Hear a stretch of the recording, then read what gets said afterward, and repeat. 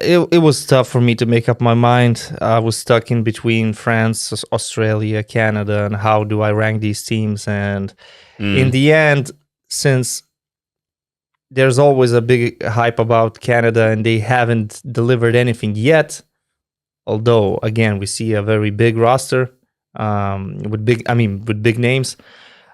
They're just Jamal Murray away from being number 2 in my power rankings. Let's put it that way. Yeah. I even have, like, with Jamal Murray, they might be contenders for number 1. Obviously, with Shai Gilgeous-Alexander, he might be the best player of the tournament.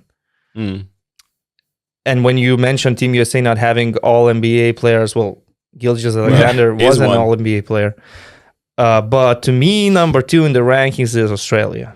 Okay. It's just because I've expressed my admiration in some other podcasts we had about FIBA World Cup. I said that they are my favorite national team. And they do have everything. Chemistry, shooters, a proven scorer in Patty Mills. I know he's 35, but I think he still has it in him.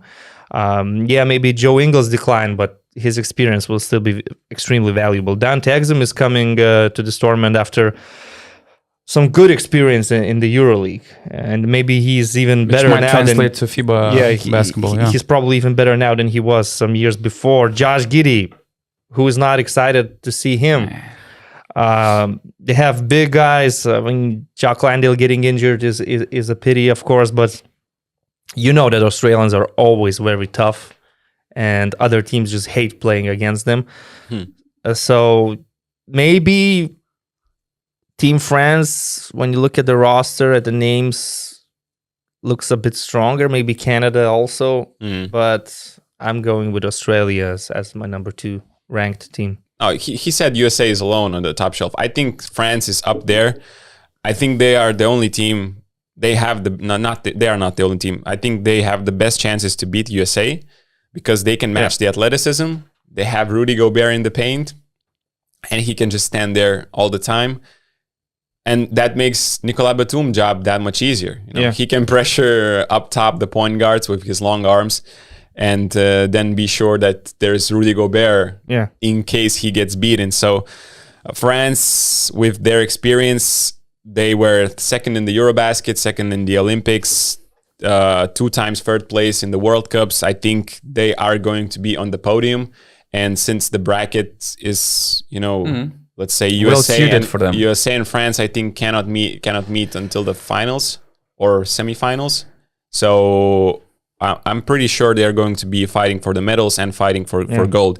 Evan Fournier will have a lot of, let's say, things to prove after this. Let's say he barely played for the New York this season. So I think he wants to show he can still score. He wants to show his abilities once again.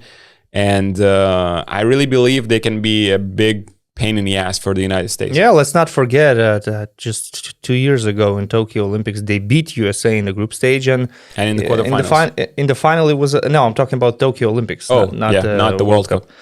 They beat USA in the group stage by playing 2 bigs, and then in the final, it was a close game, but it's just that KD got it going, and KD, and he was the best player by far in that tournament. Right. So knowing that USA is vulnerable and France, they have chemistry, they have everything that's needed to be successful. I do have them at number 3, of course. Maybe me putting Australia at number 2 had a lot to do with my support, let's say, for the Boomers.